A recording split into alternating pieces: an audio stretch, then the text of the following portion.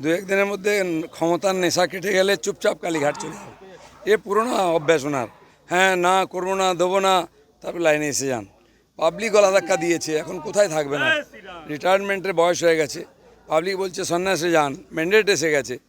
তার বিরুদ্ধে উনি কোর্টের বিরুদ্ধে যাবেন, নির্বাচন কমিশনের বিরুদ্ধে যাবেন, সংসদের বিরুদ্ধে যাবেন, এখন পাবলিকের বিরুদ্ধে যাবেন। জীবনে উনি কাউকে বিশ্বাস করেননি, পাবলিককে বিশ্বাস করেননি, এখানকার ভোটারকে, তাই ফলস ভোট দিতেন।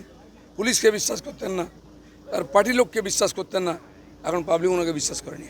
এই ক্ষেত্রে যেটা আপনি একটা টার্ম ইউজ করেছিলেন, ওই টার্মটা একবার আপনার কাছ থেকে শুনতে চাই। শাড়ি পরা। হ্যাঁ, শাড়ি পরা ডোনাল্ড ট্রাম্প তার একদম জীবন্ত নমুনা। আর আজ আমি বলিনি, 2 বছর আগে বলেছি যে ট্রাম্প যেদিন নাটক করছিলেন যে আমি ছাড়বো না, আমি হারিনি, লোকজনকে রাস্তায় নামিয়েছিলেন, সেদিন আমি বলেছিলাম আমাদের এখানে শাড়ি পরা ট্রাম্প আছেন, ইনি হারলেও ক্ষমতা ছাড়বেন না। দেখুন সেটা ঠিক হয়েছে, আর ওনার মতো ইনাকেও জিতে হবে। 4 জনের নাম মুখ্যমন্ত্রী হিসেবে তীব্র জল্পনায় উঠে আসছে, তার মধ্যে আপনার নামটা আছে। যতক্ষণ না হচ্ছে আপনার নামটাও ঢুকিয়ে দিন, কিচ্ছু করেন না, জল্পনা করতে কি আছে, লটারি করব।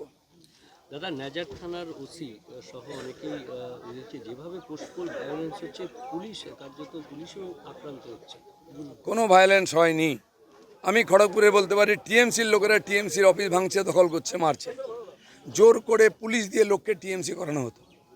তারা 5 বছর নয় 15 বছর অত্যাচার সহ্য করেছে। জনরোষ কাকে বলে দেখে নিন, এখনও হয়নি। আমরা বলেছি হিংসা নয়। কথায় কথায় টিএমসির নেতারা কুণাল ঘোষ, ববি হাকিম বলতে এটা জনরোষ, আমাদের লোক মার খেলে। আমি বলবো একবার জনরোষ দেখাবো, যে গায়ে কাপড় থাকবে না, চামড়া থাকবে না। সেই জন্য সাবধান থাকুন। আপনার খোকাবাবু যে ডায়লগ দিয়েছে 4 তারিখের পরে কোন দিল্লির বাপ দেখে নেবে, তোর বাপ কোথায়, তোদেরকে কে দেখবে? তোদের তো বাপই ছিল না কোনোদিন, মাই ছিল খালি। বড় কথা বলিস, বিজেপি বলে বেঁচে আছো, নাহলে সব গাছে টাঙা হতো।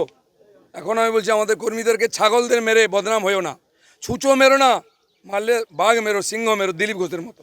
আচ্ছা, মমতা বন্দ্যোপাধ্যায়, অভিষেক বন্দ্যোপাধ্যায়ের বাড়ির সামনে থেকে সমস্ত পুলিশ, অতিরিক্ত সমস্ত গার্ডরেল সব কিছু রিমুভড, সরিয়ে নেওয়া হলো।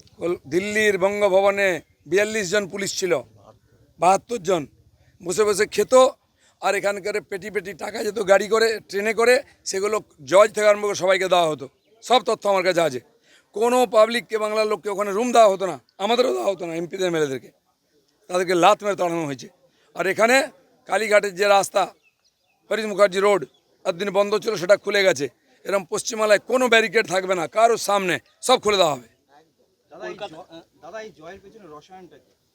রসায়ন জনগণ অনেক আগের থেকে মন ঠিক করে রেখেছিল, আপনারা বুঝতেই পারেননি। আমি ভোটের দিন আগেও, ভোটের দিন সকালেও বলেছি 200-এর বেশি আসন পাবো, রিভার্স হবে। তাই হয়েছে। যে মানুষের সঙ্গে থাকে, মানুষের মনের কথা বোঝে, সে জানে মানুষ কত কষ্টে ছিল। এই মহিলাদের উপর অত্যাচার, এই লুটপাট, এমন কোনো বাংলায় মানুষ নেই যাকে লুট করা হয়নি, অত্যাচার করা হয়নি। সরকারি যোজনার টাকা থেকে আরম্ভ করে জমি, বাড়ি, দোকানপাট, সব জায়গায় লুট করা হতো। স্কুলে বাচ্চা ভর্তি করুন, পয়সা দিন।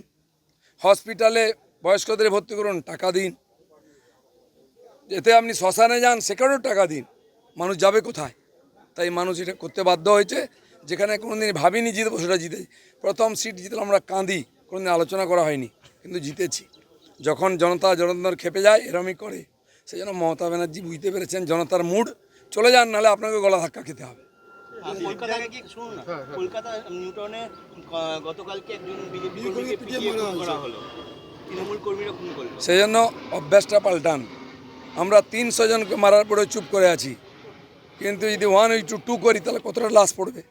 এখনও পাল্টাচ্ছেন না, কিন্তু পাল্টাতে বেশি দিন। দিলীপ ঘোষকে ওখানে দাঁড়াবে, সামনে দাঁড়িয়ে থেকে বাকি যা করাবো। আমি এখনও বলছি, বাধ্য করবেন না। যুদ্ধ শেষ, এবার পরবর্তী ভাবনা চিন্তা কি? শান্তি হবে, শান্তি পর্ব শুরু হবে, উন্নয়ন হবে, নতুন বাংলা হবে। দিলীপ ঘোষকে কি মুখ্যমন্ত্রী পদে দেখা যাচ্ছে? কল্পনা করুন।